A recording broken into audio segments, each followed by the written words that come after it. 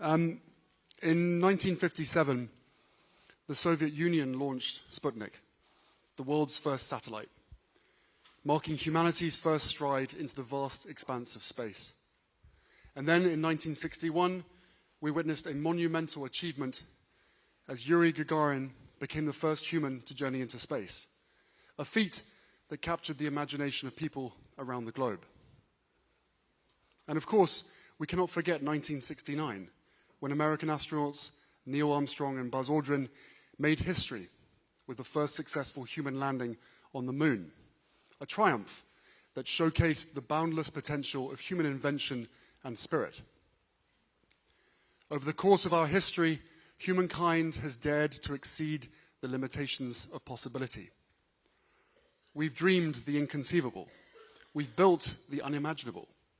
And as a result, we live in a time where accessibility to everything, everywhere, all at once, rests in the palm of our hands. Yet, while we celebrate global achievements and their impact, there is still critical work to do. And so, I stand before you today to speak about the pervasive threat that our online world poses to us, especially our children, if we allow the status quo to remain. In an age where our lives are intertwined with technology, we cannot afford to only see the online world as a space for profitability, competition, and rapid growth. Instead, we must come together to ensure the digital space is one that fosters well-being, connection, and hope. Young people today are disproportionately affected by negative experiences online and mental health issues stemming from their digital interactions. They know it. The statistics prove it. They're navigating an environment that is often hostile and overwhelming. Reports of anxiety, depression, and social isolation linked to these platforms have surged in recent years, creating a crisis that cannot be ignored. These challenges are compounded by the relentless spread of unreliable and unfounded information, leaving many feeling isolated, confused, and scared. These are not distant problems. They're epidemics currently testing our resolve, and they cannot be ignored. My lock screen is a picture of my kids. What's yours? These children, and thousands more, meant the world to their families. The beautiful faces you see before you, their smiles, their dreams, all lost. All too soon, and all because of social media. It's why we launched the Parents Network, a global community that provides crucial support to parents whose children have suffered from the harmful effects of social media.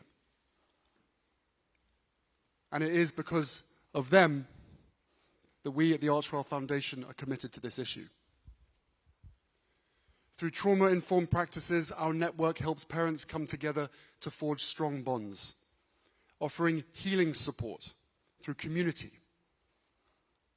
This safe and free-to-access peer support not only offers invaluable resources and advice, it is guided by a licensed facilitator, ensuring that no one has to navigate this journey alone.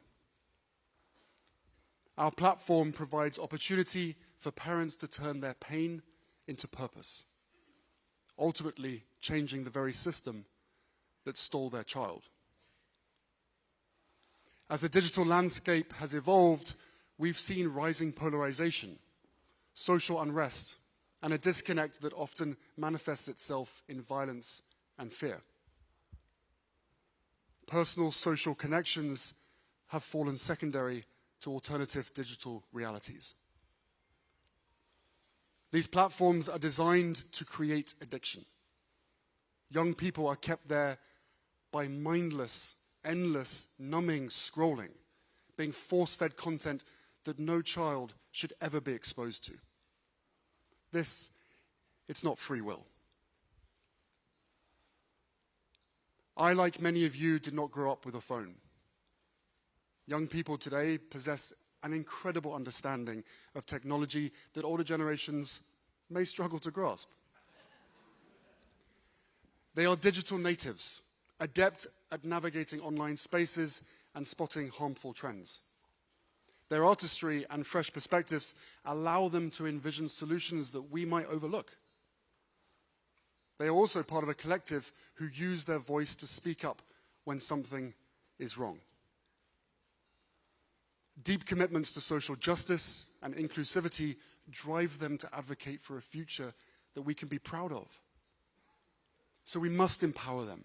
We must listen to their experiences, understand their perspectives, and provide them with the resources that they need to navigate and shape the digital world, something that we keep at the core of our work.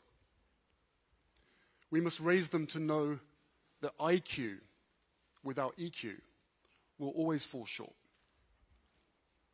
We must provide them with spaces to innovate and advocate for solutions that prioritize safety, respect, and empathy. And while we embolden both youth and parents to be in the conversation, we must also hold those in power accountable. The first ever global ministerial meeting focused on ending violence to children will take place in Colombia this November. And it is where, for the first time, there can be global agreement on prioritizing child safety and protection online.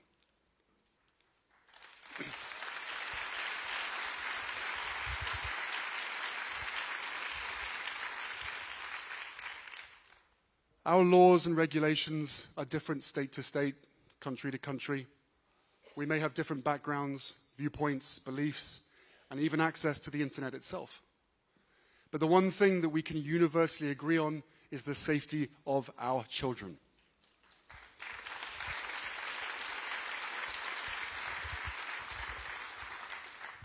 So why do the leaders of these insanely powerful social media companies still refuse to change?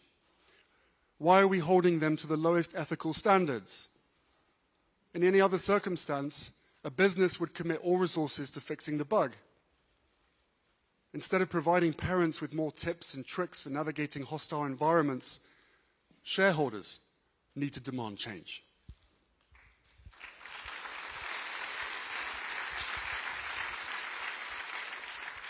Some say kids will be kids, and, well, that may well be true. Kids may get into trouble. I know a thing or two about that. But our kids are being targeted. The harmful effects of social media are made by design. While we embolden both youth and parents, we must also hold digital platforms accountable. Surely, none of us want to live in a world where there is no consequence or accountability. Parenting doesn't end at birth of a child. Neither does founding a company. Whether parent or CEO, we have a duty and a responsibility to see our creations through.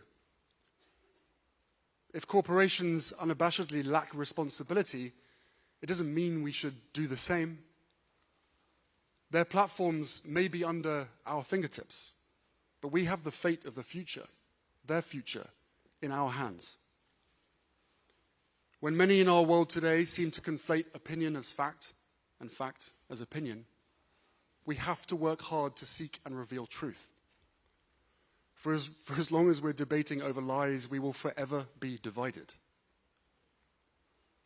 And when so much of our future is uncertain, we need to meet global insecurity with compassion rather than hate.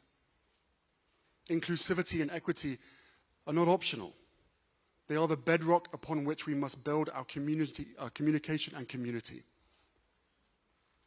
And fear, orchestrated at the highest levels, needs to be seen for what it is: a tactic to mask indifference and a failure to seek real solutions. As a growing movement, the Parents Network is committed to this journey. We need platforms that mirror our highest values, designed with safety in mind. But in the meantime, we can't wait. Our kids can't wait. We need to create programs that teach digital literacy, emotional intelligence, and critical thinking. We need to equip our youth with the skills they need to identify and combat online threats. We need a better digital future, one that we all deserve. We were promised a human experience. Instead, we've been a human experiment. This is an invitation to each and every one of you to open your eyes, ears, and hearts to these realities and to channel our power, resources, and intelligence toward meaningful action. All we have today, in this moment, stems from the defiance of boundaries we once thought existed. We've split the atom. We've walked on the moon. We are more than equipped to tackle this. The future of our world and our youth depend on it. We all just need to want it enough. And I know that I do. Thank you.